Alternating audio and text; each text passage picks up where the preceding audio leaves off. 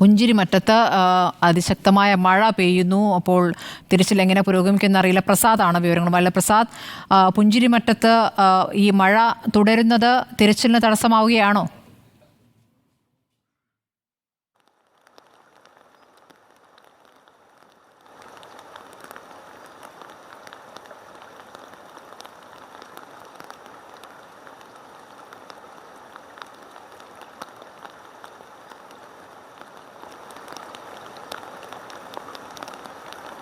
സ്മൃതി, ഇടവിട്ടിടവിട്ട് കനത്ത മഴ പെയ്യുകയാണ് പുഞ്ചിരിമട്ടത്തും ഞാനിപ്പോൾ നിൽക്കുന്ന ഈ ഉരുൾപൊട്ടലുണ്ടായതിൻ്റെ പ്രഭവസ്ഥാനത്തും. അത് രക്ഷാപ്രവർത്തനത്തിന് വലിയ ബുദ്ധിമുട്ട് തന്നെയാണ്. രക്ഷാപ്രവർത്തനത്തിന് ബുദ്ധിമുട്ട് മാത്രമല്ല സ്മൃതി, ഇങ്ങനെ ഒരു സാഹചര്യത്തിൽ ഇങ്ങനെ തുടർച്ചയായി മഴ പെയ്യുന്നത് വീണ്ടും ഉരുൾപൊട്ടാനുള്ള ഒരു വലിയ സാധ്യതയുണ്ട്. അതാണ് ഇതിൻ്റെ ഏറ്റവും വലിയ ഭീകരത എന്ന് പറയുന്നത്. ഞാനിപ്പോൾ നിൽക്കുന്നത് ഈ പുഞ്ചിരിമട്ടത്തിൻ്റെ ഒരുപാട് മുകളിൽ നമ്മൾ നേരത്തെ കണ്ട പ്രഭവസ്ഥാനത്തിൻ്റെ തൊട്ട് താഴെയുള്ള ഒരു വീട്ടിൻ്റെ മുന്നിലാണ്. ഇപ്പോൾ ഇത് നമ്മൾ സംസാരിച്ചു കൊണ്ട് നിൽക്കുന്ന സമയത്തും വലിയ രീതിയിൽ മഴ പെയ്യുന്നുണ്ട്. ഈ മഴ ഈ പ്രദേശവാസികൾക്ക് വലിയ പേടിയോടുകൂടിയാണ് ഇതിനെ കാണാൻ കഴിയുക. കാരണം വലിയ മഴയാണ് ഇതിൻ്റെ എല്ലാം തുടക്കം. ശക്തമായ മഴ പെയ്യുകയും പിന്നീട് വലിയ ഉരുൾപൊട്ടലായി താഴേക്ക് പതിക്കുകയും ചെയ്യും എന്നതാണ് ഇതിലെ പ്രധാനപ്പെട്ട ഒരു കാര്യം. സ്മൃതി, നമ്മൾ പ്രേക്ഷകരെ കാണിക്കാത്ത ഒരുപാട് ദൃശ്യങ്ങളിലൂടെയാണ് നമ്മളിപ്പോൾ നടന്നു പോകുന്നത്. നമ്മൾ ഇപ്പോൾ ഉള്ളത് ഈ പുഞ്ചിരിമട്ടത്തിൻ്റെയും എത്രയോ മുകളിൽ പ്രഭവസ്ഥാനത്തിൻ്റെ ഒരു 4 വീട് താഴെയാണ് നമ്മളിപ്പോൾ നിൽക്കുന്നത്. ഇവിടെയുള്ള ഈ വീടുകൾ പൂർണ്ണമായി ഇല്ലാതായിരിക്കുന്നു എന്നതാണ് ഒരു പ്രധാനപ്പെട്ട കാര്യം. വിനയൻ, ആ ദൃശ്യങ്ങളിലേക്കൊന്ന് പോയാൽ നമുക്ക് കാണാൻ കഴിയും ഇതിൻ്റെ അസ്ഥിവാരം പോലുമില്ല എന്നതാണ് ഈ വീട്ടിൽ അത് അവരുടെ ബെഡ്, അതുപോലെ വാഷിംഗ് മെഷീൻ, മറ്റ് വീട്ടുപകരണങ്ങളെല്ലാം ഈ മണ്ണോട് ചേർന്ന് കിടക്കുന്ന ദൃശ്യങ്ങളാണ് ഇവിടെയെല്ലാം കാണാൻ കഴിയുന്നത്. ഇവിടുന്ന് താഴേക്കുള്ള അല്ലെങ്കിൽ ഇവിടുന്ന് മുകളിലേക്കുള്ള എല്ലാ വീടുകളുടെയും സ്ഥിതി ഇത് തന്നെയാണ്. ഈ ആളുകൾ നടന്നു പോകുന്നത് KSEBയുടെ കേബിളിൽ ചവിട്ടിയാണ്, അതിൻ്റെ കമ്പിയിൽ ചവിട്ടിയാണ്. ഇത് മുഴുവൻ ഇവിടെ ഇലക്ട്രിക് പോസ്റ്റുകളും എല്ലാം ഇതിൻ്റെ ഒന്നിച്ചു പോയി. വിനയൻ, ക്യാമറ ഒന്നിങ്ങോട്ടേക്ക് തിരിച്ചാൽ അവിടെ ഒരു ഫ്രിഡ്ജ് കാണാം. അതിൻ്റെ തൊട്ടിപ്പുറമായിട്ട് ഒരു മെത്തയുണ്ട്. അതുപോലെ ഈ വീട്ടുപകരണങ്ങൾ ഓരോന്നായി ഇവിടെ ചിതറിക്കിടക്കുകയാണ്. നമ്മളിപ്പോൾ ഈ സംസാരിച്ചു കൊണ്ടിരിക്കുന്ന സമയത്തും മഴ കനത്ത് പെയ്യുകയാണ് സ്മൃതി. മഴ കനത്ത് പെയ്യുമ്പോൾ വിനയൻ, നമുക്ക് താഴേക്ക് പോയാൽ വെള്ളം ശക്തിയായി അരികിലൂടെ ഒഴുകുന്നത് നമുക്ക് കാണാം. എവിടെ മഴ പെയ്താലും ഇതുപോലെയുള്ള ചെളിവെള്ളമാണ് ഈ ദുരന്ത ഭൂമിയിൽ എങ്ങും വരുന്നത്. കാരണം ഇങ്ങനെ ചെളിവെള്ളം വരാനുള്ള ഒരു കാരണം, വിനയൻ ക്യാമറ ഇങ്ങോട്ടേക്ക് കൊണ്ടുവന്നാൽ ഈ കാണുന്ന സ്ഥലം, ഇപ്പോൾ നമ്മൾ നടക്കുന്ന സ്ഥലം, ഇത് നടക്കാത്ത സ്ഥലമായതുകൊണ്ടാണ് ഇങ്ങനെയുള്ള ചെളികളാണ്. ഇതിൻ്റെ മുകളിൽ മഴ പെയ്യുന്ന സമയത്ത് ഇതിങ്ങനെ ചെളിവെള്ളമായി വരികയാണ്. ഒരു ചെറിയ അളവിൽ മഴ പെയ്താൽ തന്നെ അതിശക്തമായി നീരൊഴുക്കാണ് ഈ ഭാഗത്തേക്ക് ഉണ്ടാകുന്നതെന്നാണ് ഈ പ്രദേശത്തിൻ്റെ ഏറ്റവും വലിയ പ്രത്യേകത. അതായത് ഈ ഭൂനിരപ്പിൽ തന്നെ മുകളിൽ തന്നെ വെള്ളമുണ്ട് എന്നുള്ളതാണ് ഒരുപക്ഷെ ഇങ്ങനെയുള്ളൊരു പ്രധാനപ്പെട്ട ഒരു പ്രതിഭാസത്തിന് കാരണം തന്നെ. സ്മൃതി, നമുക്ക് ഈ ദൃശ്യങ്ങളിലേക്ക് കൂടി ഒന്ന് പറഞ്ഞു പോകേണ്ടതുണ്ട്. അതായത് ഈ വീട് അപ്പാടി നിലം പൊത്തിയിരിക്കുന്നു. നമുക്ക് ഇങ്ങോട്ടേക്ക് വന്നാൽ വീടിൻ്റെ അവശിഷ്ടങ്ങളാണ് സർവ്വതും കാണുന്നത്. വീട്ടുപകരണങ്ങൾ കാണാം. ഇവർ വസ്ത്രം സൂക്ഷിച്ച ഒരു പാത്രമാണെന്ന് തോന്നുന്നു. ഇതിനകത്ത് നിറയെ വസ്ത്രങ്ങളുണ്ട്. ഈ വീട്ടിൻ്റെ മെയിൻ സ്ലാബാണ് ഞാനിപ്പോൾ ചവിട്ടി നിൽക്കുന്നത്. മാത്രമല്ല വീട്ടുപകരണങ്ങൾ ഓരോന്നും ഏതൊക്കെ രൂപത്തിലാണ് ആയതെന്ന് നമുക്ക് കാണാം. ഇതൊരു ടീപ്പോയുടെ കഷ്ണമാണ് എന്നാണ് തോന്നുന്നത്. ഇങ്ങനെ എങ്ങും ദുരന്തം മാത്രമാണ്. ഇവിടേക്ക് പോയാൽ ഈ ഭാഗത്ത് വീട്ടു സാധനങ്ങൾ, അവരുടെ ബെഡ്ഷീറ്റും പുതപ്പും, വയനാട്ടിലായതുകൊണ്ട് സാധാരണ ഇത്തരം സെറ്ററുകൾ കൂടുതൽ ആളുകൾ ഉപയോഗിക്കുമല്ലോ, അതെല്ലാം ഒരു ഭാഗത്തുണ്ട്. അതിൻ്റെ മുകളിലായി 2 പേരുടെ, ഈ വീട്ടിലുള്ളവരുടേതാണെന്ന് തോന്നുന്നു, 2 ഫോട്ടോകളുണ്ട്. ഈ ഭാഗത്തുള്ളവർ കൂടുതൽ ഇവർക്ക് ജീവൻ നഷ്ടപ്പെട്ടില്ല. കാരണം ഇവർ വരുന്നതിന് മുമ്പ് തന്നെ ഓടി രക്ഷപ്പെട്ടു. പക്ഷേ കുറച്ച് മുമ്പ് ഒരു മുബീർ എന്ന് പറയുന്ന ഇവിടെ താമസിക്കുന്ന ഒരു ചെറുപ്പക്കാരൻ പറഞ്ഞത് ഇവർ അഭയം തേടിയ വീട് ഒലിച്ചുപോയി, അങ്ങനെ കുറച്ച് പേർക്ക് ബുദ്ധിമുട്ടുണ്ടായി എന്നുള്ളതാണ്. നമുക്കിതിൻ്റെ മറ്റ് ദൃശ്യങ്ങളിലേക്ക് പോയാൽ ഈ ഉരുൾപൊട്ടലിൻ്റെ ഭീകരത നമുക്ക് കാണാൻ കഴിയും. എവിടെ നോക്കിയാലും വീടിൻ്റെ അവശിഷ്ടങ്ങൾ മാത്രമാണുള്ളത്. എനിക്ക് തോന്നുന്നു ഈ ഭാഗത്ത് അടുക്കളയായിരിക്കണം. അടുക്കളയിലെ സാധനങ്ങൾ സൂക്ഷിക്കുന്ന ഒരു അച്ചാറിൻ്റെ കുപ്പിയാണ് ഈ കാണുന്നത്. അടുക്കളയിലെ ഭാഗത്ത് നമ്മൾ ഉപയോഗിക്കുന്നതുണ്ട്. ഒരു മിക്സിയുടെ ജാറ് അവിടെ കാണാം. അതുപോലെ ഒരു റേഡിയോ അവിടെയുണ്ട്. ഒരു കമ്പ്യൂട്ടറിൻ്റെ CPU അവിടെ കാണാം. ഓരോ ഭാഗങ്ങളും ഇങ്ങനെ ചിതറിത്തെറിച്ച് ഈ മണ്ണിനോട് ചേർന്നിങ്ങനെ കിടക്കുകയാണ്. ഇതിൻ്റെ ഒരു ഭാഗം ഓടിട്ട വീടാണെന്ന് തോന്നുന്നു സ്മൃതി. കാരണം അതിൻ്റെ മേൽക്കൂരയുടെ ഒരു ഭാഗമാണ്, മരത്തിൻ്റെ അവശിഷ്ടങ്ങളാണ് ഇവിടെ കാണുന്നത്. ഇവിടെ നിന്ന് പുറത്തേക്കൊന്ന് നമുക്ക് ക്യാമറ തിരിക്കാം. വീട്ടുമുറ്റത്ത് നമ്മൾ കാണുന്നുണ്ട് പടുകൂറ്റൻ കരിങ്കല്ലുകളാണ് ഈ വീട്ടുമുറ്റത്തുള്ളത്. വീട്ടുമുറ്റത്ത് മാത്രമല്ല, വീടിൻ്റെ തൊട്ട് താഴേക്ക് ഇങ്ങോട്ടേക്കൊന്ന് ക്യാമറ തിരിച്ചാൽ ഇവിടെ കാണുന്നതും വലിയ കരിങ്കല്ലുകൾ തന്നെയാണ്. ഇത്തരം കരിങ്കല്ലുകളാണ് ഈ വീട്ടിന് മുകളിലൂടെ ഒലിച്ചു പോയത്. മാത്രമല്ല വലിയ മരങ്ങളും ഇവിടെയെല്ലാം കാണാം. ഇങ്ങനെയുള്ള മരങ്ങളും കല്ലുകളും പതിച്ചാൽ പിന്നെ വീടെന്ന് പറയുന്നത് ഒരു രൂപം മാത്രമായിട്ടാണല്ലോ അവശേഷിക്കുക. വിനയൻ, ഈ ക്യാമറ ഒന്ന് ഇങ്ങോട്ടേക്ക് തിരിച്ചാൽ. ഈ ചെളിയിൽ കാല് പൂണ്ടുപോയി. കമ്പ്യൂട്ടറിൻ്റെ മോണിറ്ററാണ് കാണുന്നത്. കമ്പ്യൂട്ടറിൻ്റെ മോണിറ്റർ പൂർണ്ണമായി ഇതിലേക്ക് പോയി.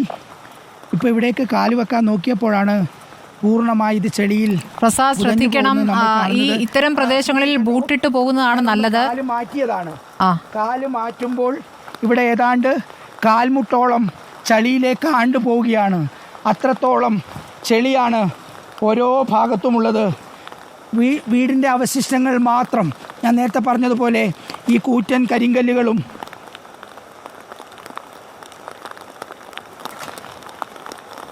സ്മൃതി ശരിയാണ്. പക്ഷേ ബൂട്ടിട്ട് കഴിഞ്ഞാലുള്ള ബുദ്ധിമുട്ട് വേറെയുമുണ്ട്. കാരണം നടക്കാനുള്ള ഒരു പ്രയാസമുണ്ട്.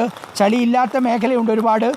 നമുക്കിതാ ഈ ദൃശ്യങ്ങളിലേക്കൊന്ന് പോകണം വിനയം. കാരണം ഈ മനുഷ്യർ കിടന്നുറങ്ങിയ ബെഡുകളാണിത്. സ്മൃതി, മുബീർ വന്നിട്ടുണ്ട്. മുബീറാണ് ഞാൻ നേരത്തെ പറഞ്ഞത്, ഈ പ്രദേശത്തുള്ള ആളാണ്. മുബീറെ, ഇതാരുടെ വീടാണ് മുബീറെ? ഇത് നമ്മളെ കൂളിയോടൻ മൈമാക്കാൻ്റെ വീടാണ്. കൂളിയോടൻ ആരൊക്കെയാണ് താമസിച്ചുകൊണ്ടിരുന്നത് ഇവിടെ? കൂളിയോടൻ മൈമാക്ക, ബിജാത്ത ആണ് ഇവിടെ താമസിച്ചത്. അവരെ കുടുംബമാണ്, അവരുടെ മക്കളാണ് അവിടെ താമസിച്ചത്. പിന്നെ ഷംസു ഇവിടെയാണ് താമസിച്ചത്. ഷംസു കൂളിയോടൻ മൈമാക്കാൻ്റെ മകൻ ഷംസു. എപ്പോഴാണ് അന്ന് ഇവിടുന്ന് പോയത്?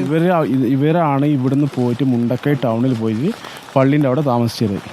അപ്പോൾ അവിടുന്നും അവർ എന്ത് ചെയ്ത്, പിന്നെ അവിടുന്ന് അവരെ മിസ്സിംഗ് ആണ്. അവരെ കിട്ടിയില്ലേ? കുറച്ച് ആൾക്കാരെ കിട്ടിയിട്ടുണ്ട്. ഐഡന്റിഫൈ ചെയ്തിട്ടുണ്ട്.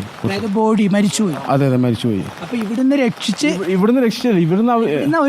സേഫ് പറയാമോ ഒന്ന് പ്രേക്ഷകരോട്? ഇവര് സേഫ് സോണിലേക്ക് മുണ്ടക്കൈ പറഞ്ഞ സ്ഥലത്തേക്ക്, പള്ളിൻ്റെ അടുത്തേക്ക് മാറിയതാണ്. പക്ഷെ അത്രയും വലിയ പൊട്ടലായതുകൊണ്ട് പിന്നെ ഇവിടുന്നും പോയിട്ട് അവിടെ എത്തിയിട്ടും അവർക്ക് രക്ഷയില്ല.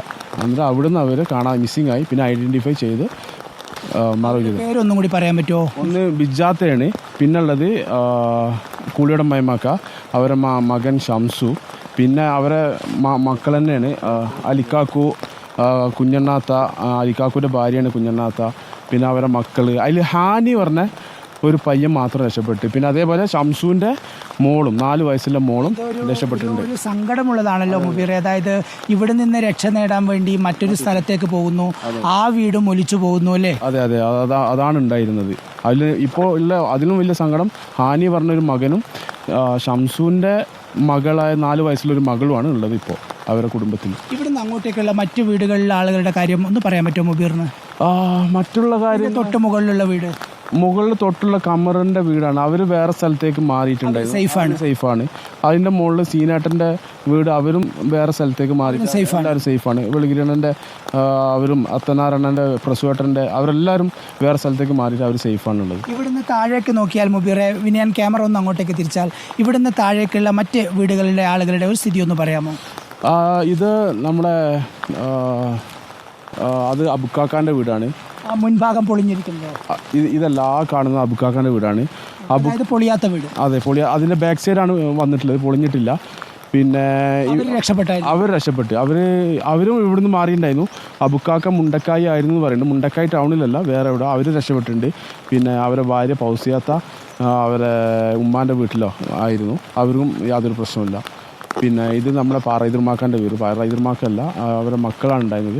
അവരും വേറെ സ്ഥലത്തേക്ക് മാറിയിട്ട് അവർ അവിടെ കണ്ടിട്ടുണ്ട്. അവരും സേഫാണ് ആക്ച്വലി. നമ്മൾ നേരത്തെ സംസാരിച്ചിരുന്നു, എന്നാൽ ഒന്നുകൂടി പ്രേക്ഷകരോട് അറിയാൻ വേണ്ടിയാണ്. ഇതിപ്പോൾ ഈ സ്ഥലത്ത് ഇതിൻ്റെ ഉത്ഭവസ്ഥാനമാണല്ലോ, ഈ ഉത്ഭവസ്ഥാനത്ത് എന്തുകൊണ്ടാണ് ഇതിന് വീതി കുറവ്, എങ്ങനെയാണ് അങ്ങോട്ടേക്ക് വരുമ്പോൾ വീതി കൂടുന്നതൊന്ന് ഈ പ്രേക്ഷകരോടൊന്ന് പറഞ്ഞു കൊടുക്കാവോ?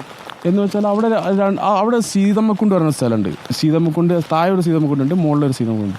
ആ സീതമ്മക്കുണ്ട് ഒരു പാറൻ്റെ നടുവിലാണ് കിടക്കുന്നത്. വലിയ പാറ എന്ന് വെച്ചാൽ വെള്ളരിപ്പാറൻ്റെ കണ്ടിന്യൂസ് ആയിട്ട് വരുന്ന ആ പാറയും ആ മലയ്ക്ക് കണക്റ്റഡ് ആയിട്ടുള്ള ഒരു പാറൻ്റെ നടുക്കാണ്.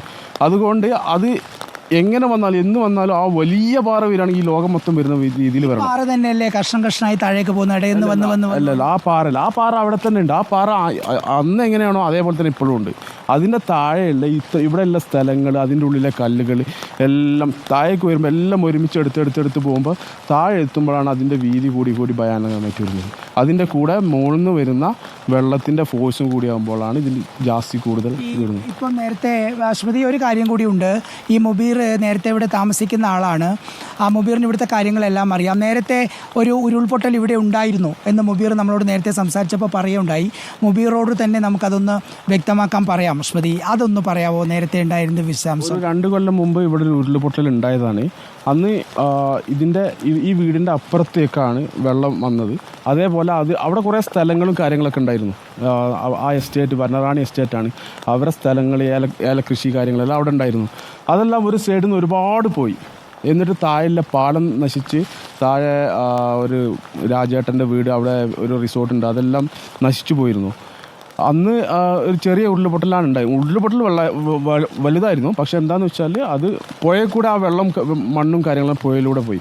പക്ഷേ ഇപ്രാവശ്യം വന്നത് പുഴ കവിഞ്ഞ് 2 സൈഡിലേക്കും എത്തുകയാണ് ചെയ്തത്. 2 സൈഡിലെത്തിയ വെള്ളത്തിൻ്റെ ഫോഴ്സും കൂടി ആയപ്പോൾ ഇവിടെല്ലാം മരങ്ങളും കല്ലുകളും എല്ലാം എടുത്ത് താഴേക്ക് പോവുകയാണ് ഉണ്ടായിരുന്നത്.